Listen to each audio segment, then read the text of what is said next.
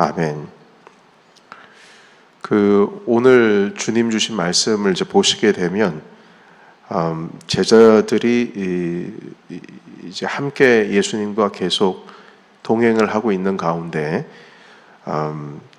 이제 예수님께서 곧 사람들의 손에 붙들려서 죽임을 당하실 것이다.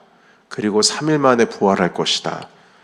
그것을 이제 말씀해 주셨습니다. 자, 그런데 이에 대해서 제자들이 일단 주님이 죽으신다라는 말씀을 하니까 두렵기도 하고 이게 뭔 말씀이신가 이렇게 의아해할 것 아니겠습니까?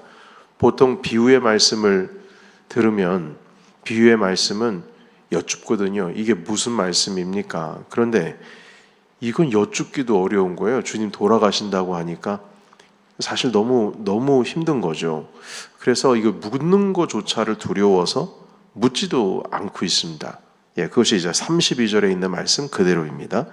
자, 그런데 이제 33절부터 보시게 되면 가버나움에 이르러서 집에 계시는데 제자들이 서로 길에서 이렇게 함께 걸어오시면서 여러 말로 서로 좀 변론하고 토론하고 논쟁하고 좀 뭔가 쟁점이 있었던 것 같습니다. 그러자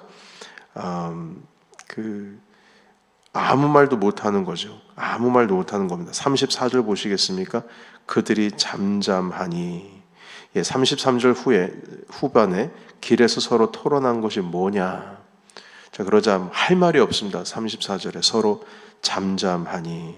왜냐하면 서로 누가 크냐, 누가 먼저 됐느냐, 누가 더 낫냐, 이걸 서로 이제 논쟁이 되었던 것 같아요. 그래서 이들의 생각에는 예수님께서 이제 곧 유대 왕으로 등극하시고 로마로부터 이제 우리가 해방이 될 거고, 그러면 적어도 예수님 옆에 있었던 내가 크니까 내가 좋은 자리 가운데 앉지 않았겠느냐, 이런 서로 의견을 싸우고 있었던 것 같습니다.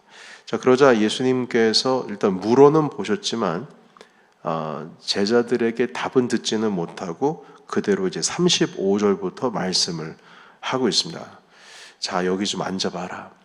다 앉혀놓고 누구든지 첫째가 되고자 하면 모든 사람의 끝이 되어야 한다. 뭇 사람을 섬기는 자가 되어야 한다. 자, 이렇게 말씀을 하고 있습니다. 여러분, 첫째가 되고자 한다면 끝이 되어야 한다. 말째가 되어야 한다. 낮아져야 된다라는 말씀을 하셨습니다. 자, 그리고 36절에 어린아이 하나를 데려다가 세우시고 이 어린아이 하나를 영접하면 나를 영접한 것이다. 자, 이렇게 말씀합니다. 자, 여기서 영접한다는 말은 섬긴다는 의미겠죠. 섬긴다. 이 어린아이 하나를 섬기면 곧 나를 섬기는 것이다. 자, 이렇게 말씀을 하고 있습니다. 그런데 예수님께서는 비슷한 말씀 많이 하셨어요. 마태복음 25장에도 마지막 심판대 앞에 설 때에 하늘에 계신 우리 하나님 임금님께서 판단을 내리시는데 지극히 작은 자에게 한 것이 곧 나에게 한 것이다. 지극히 작은 자. 그 작은 자에 대한 말씀을 하시거든요. 제가 언제 주님께 뭘 섬겼습니까?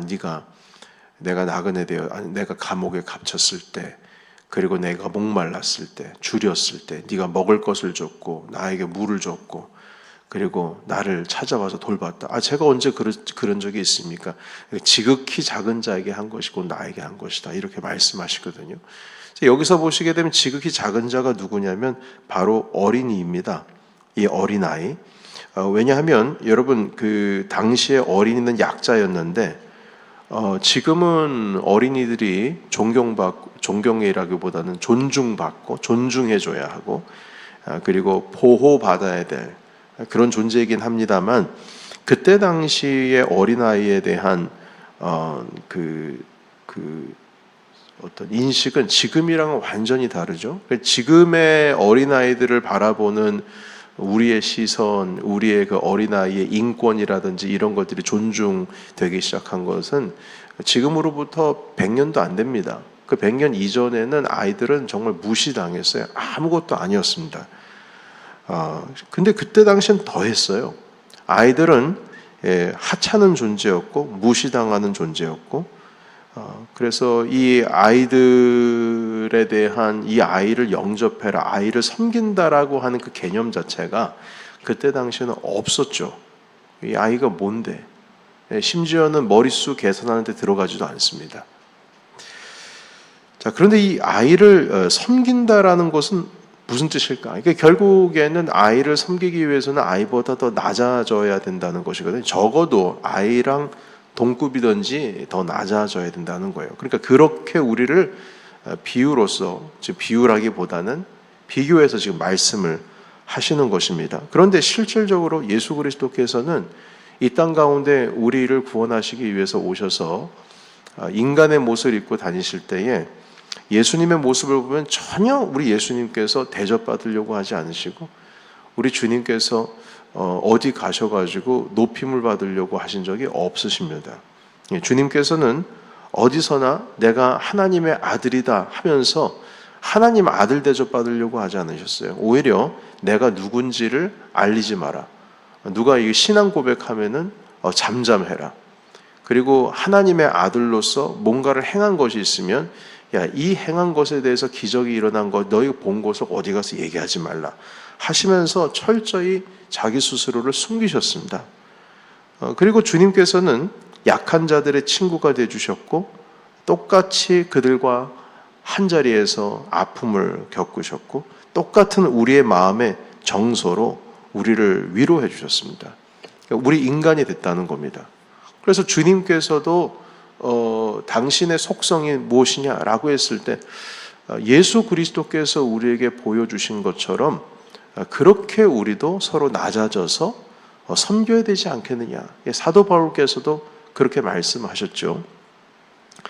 여러분, 그래서 이 어린아이를 섬긴다라는 의미, 이것은 여러분 섬긴다라고 했을 때는 내가 지금 가지고 있는 신분, 내가 가지고 있는 어떤 지금 상태, 내가 가지고 있는 나를 존중히 여기는 그 마음을 다 버리고 적어도 그 사람과 동급 그 밑으로 나아가야 결국에는 우리가 서로 섬길 수가 있다는 거예요.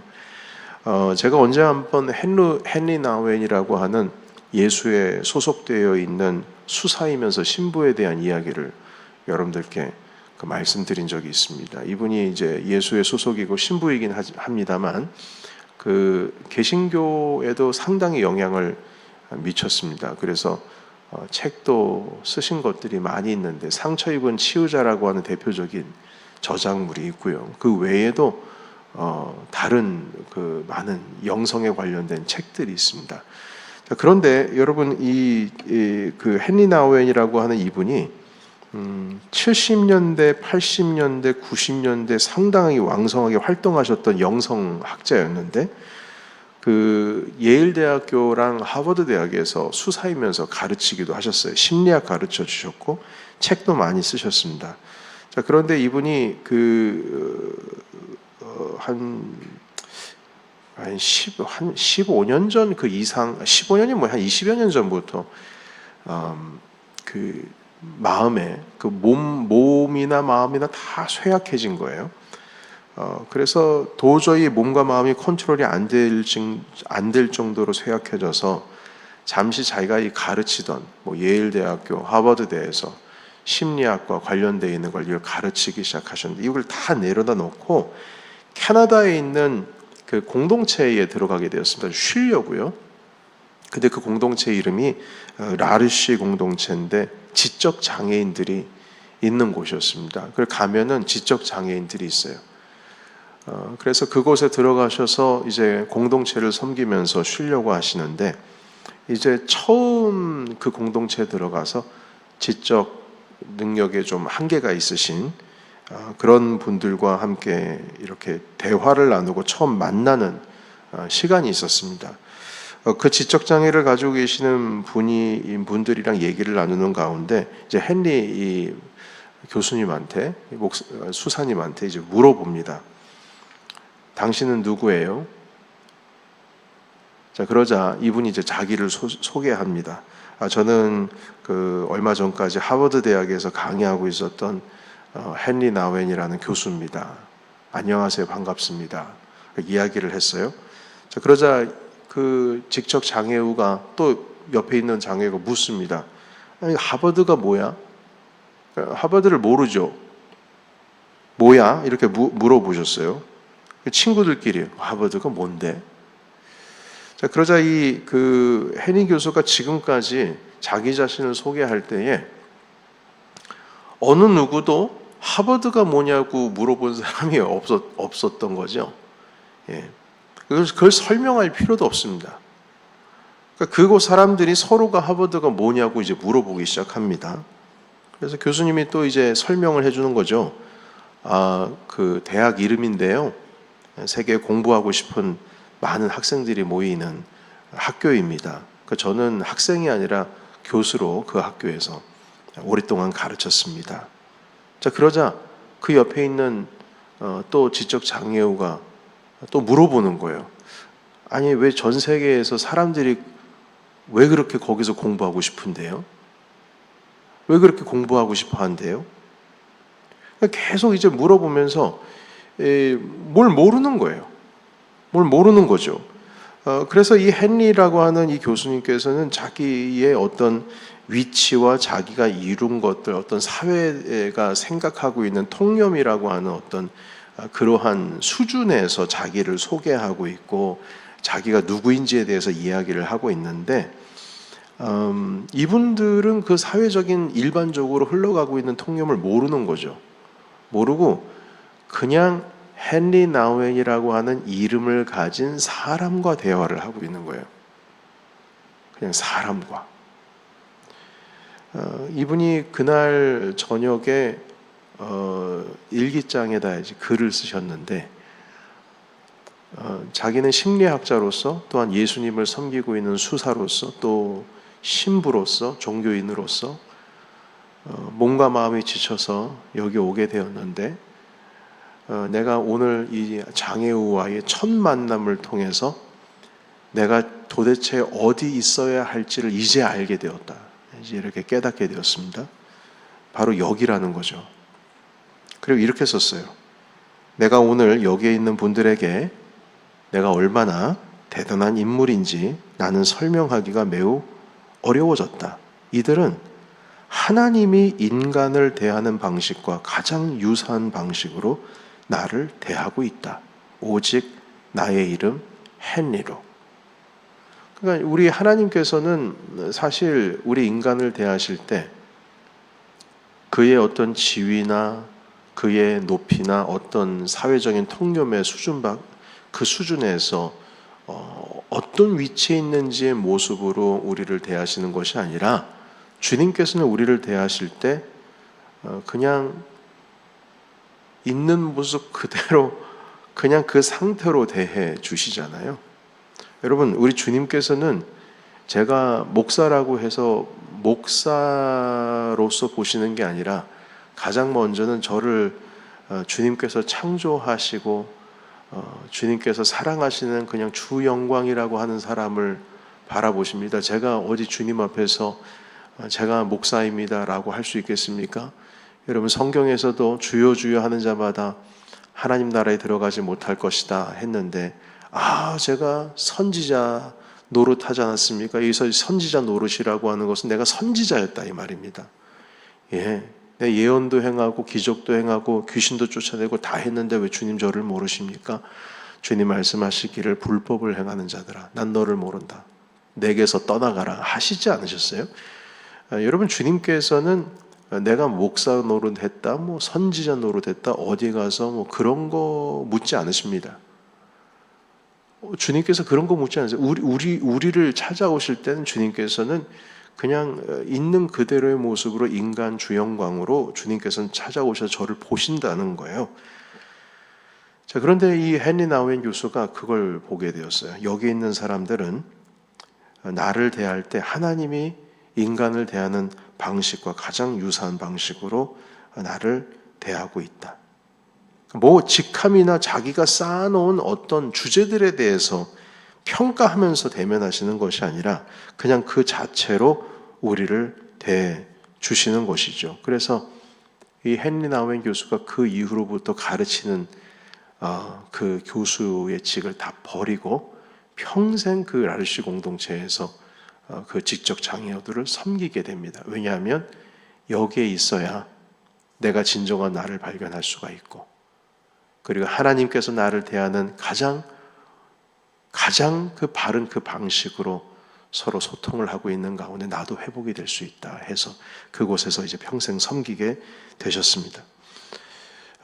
여러분, 이것이 바로 우리가 이해할 수 있는 낮은 자리에서 섬긴다라고 하는 시작이 아닐까라는 생각을 해보게 됩니다. 진정한 섬김이라고 하는 것은 내가 내 직함으로, 내가 쌓아놓은 어떤 이력으로서 섬기는 것이 아니라, 섬길 때는, 내가 뭔가를 섬길 때는 내 이름 하나만 가지고 있어야 됩니다. 그러니까 내가 이 정도였는데 내가 이렇게 섬겼어, 이게 아니라 그냥 나라고 하는 이름 하나 가지고 있어야지. 자꾸 내가 뭘 이루었는지에 대해서 얘기할 필요 없다는 것입니다. 내 직함 내려놓고, 노력 내려놓고, 평가받고자 하는 마음도 내려놓고, 인정받으려는 내 마음도 내려놓고, 직분도 내려놓고, 하나님이 우리를 대하는 방식으로 대할 때에 그때서부터 비로소 섬길 수가 있는 겁니다. 여러분, 어린 아이들이랑 놀 때 말입니다. 진짜 논다라고 하는 것은 내가 목사로서 아이들이랑 놀면 애들이 재밌겠어요? 안 재밌겠어요? 전혀 안 재밌죠. 내가 목사로서 놀면. 그런데 제가 가운 벗어 던지고 양복 벗어 던지고 아이들과 똑같은 옷 입고 반바지 차림에 물총 양옆에다 들고 아이들이랑 여기서 교회 바닥에서 물총놀이 하면서 서로 술래잡기 하면서 놀면 그게 진짜 놀아주는 거죠. 그러니까 한마디로 제가 그 아이들은 목사님이 나와 함께 놀아줬어 라고 했을 때 그게 놀아주는 것이지, 제가 양복 차려입고 근엄한 자세로 책 읽어주고 성경 읽어주고 찬유라, 예수님께서는 우리에게 이렇게 말씀하셨다. 이게 섬기는 게, 이게 놀아주는 게 아니에요. 아시잖아요. 적어도 그 수준 아래, 그 수준과 똑같은 수준에서, 한마디로 내 직함, 지위, 높은 것, 인정받을 다 내려놓고 그들과 똑같은 아이가 되어주는 거예요. 그래서 어린아이를 섬긴다는 것은 내가 부모로서, 목사로서 그렇게 해서 섬기는 것이 아니라 그 어린아이와 함께 똑같은 수준에서, 오히려 그보다 낮은 수준에서 그 아이를 섬기고 영접하는 것, 그것을 말씀을 하고 있는 겁니다. 여러분, 예수님이 그렇게 우리를 찾아오셨잖아요. 주님께서 우리를 찾아오셨을 때 하나님의 그 근엄한 모습으로 우리에게 다가오셨나요? 여러분, 예수님이 사실 성화 같은 거 보면 우리 사람의 상상력이 그래요.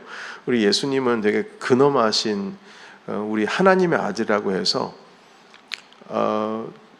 되게 가까이 가기 어려운 모습으로 다 그려놔요. 우리 예수님의 모습을. 여러분, 그런데 그거 아세요? 예수님 주변엔 죄인들이 그렇게 많았어요. 같으니까 있을 수가 있는 것이지, 여러분, 그 근엄한 이렇게 성화처럼 머리에 이렇게 막 광채가 나고 그러면 죄인들이 가까이 가고 싶어 하겠습니까? 그 성화에 대한 관점도 달라야 될 것 같아요. 우리 주님은 우리랑 똑같은 모습이었어요. 똑같은 모습. 그냥 있는 그대로. 그랬을 때 섬길 수가 있는 겁니다. 여러분, 그래서 우리가 이웃을 섬긴다거나 교회를 섬긴다고 할 때 지위 직분 다 내려놓고 오직 이름 하나 가지고 섬기는 것이 그 진짜 섬기는 것입니다. 물론 교회는 질서가 있어야 되겠죠. 질서가 있겠지만 그럼에도 불구하고 이 어린아이를 섬긴다, 어린아이를 영접한다는 것이 무엇인지를, 우리가 예수 그리스도께서 하늘의 높은 보좌를 버리시고 이 땅에 오신 것을 보고 우리가 이 섬기는 것이 무엇인지를 알 수가 있습니다. 여러분, 섬기는 건 뭘 해주는 게 아니에요. 우리는 아이들을 섬긴다고 했을 때 아이들에게 뭘 해주면 그게 섬기는 거라고 생각하잖아요. 해주는 게 아니에요. 해주는 것은 높은 자리에서 뭐를 흘려보내는 거죠. 해주는 게 아니라 함께 나누는 거예요. 똑같이. 그리고 그에게 나에게 있는 것을 함께 나눠주고 공유하고 기뻐하는 거죠. 여러분, 이것이 바로 섬기는 자의 모델입니다. 하나님이 나를 대하는 방식으로 우리가 서로에게 다가갈 때 비로소 그것이 진짜 섬김이 되는 것이고 시작되는 겁니다. 우리 예수 그리스도의 모습을 보시면서 주님께서 마지막 돌아가시기 전에 마지막으로 하신 사역이 바로 제자들의 발을 씻기셨다라고 하는 것을 우리가 아시고, 오늘도 섬김으로써 우리 주님께서 가르쳐 주신 본을 받아서 우리에게 주어진 이 모든 하나님의 나라의 영역들을 함께 섬기시는 저와 여러분이 되시기를 예수의 이름으로 축원합니다. 아멘. 기도하겠습니다. 살아계신